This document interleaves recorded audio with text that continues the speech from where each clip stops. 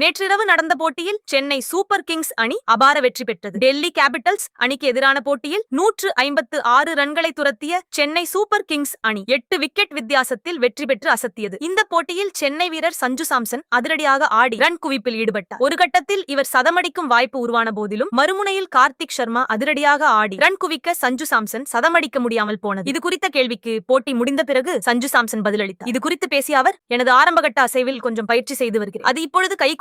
கடந்த சில ஆண்டுகளாக நான் இதை செய்து வருகிறேன். இது பந்துவீச்சாளர்களை பொறுத்தும் அவர்களை எப்படி அணுக வேண்டும் என்பதை பொறுத்து ஒரு தந்திரமும் கூட. உண்மையை சொல்லப்போனால் நான் எப்போதும் இப்படித்தான் அமைதியாக இருப்பேன். ஆனால் இப்போது நீங்கள் என்னை களத்தில் அதிகமாக பார்ப்பதால் நான் அமைதியாக இருப்பதை உணர்கிறீர்கள். களத்திற்கு வெளியேயும் நான் அமைதியாகத்தான் இருப்பேன். நாங்கள் துரத்திய இலக்கை விக்கெட்டின் தன்மையையும் பார்க்கும்போது பவர் பிளேயில் விக்கெட் இழப்பின்றி 35 ரன்கள் எடுத்திருந்தாலும் மிடில் ஓவர்களில் எங்களால் அதை சாதகமாக பயன்படுத்திக் கொள்ள முடிந்திருக்கும். சதம் அடிப்பதற்காக நான் கொஞ்சம் சுயநலமாக இருக்க வேண்டியிருந்தது. அதனால் போட்டியில் வெல்வோம் என்று நினைத்தேன். ஆட்டமிழக்காமல் முடிப்பது, போட்டியில் வெற்றி பெறுவது அதிக திருப்தியை தரும் என்று தெரிவித்தார்.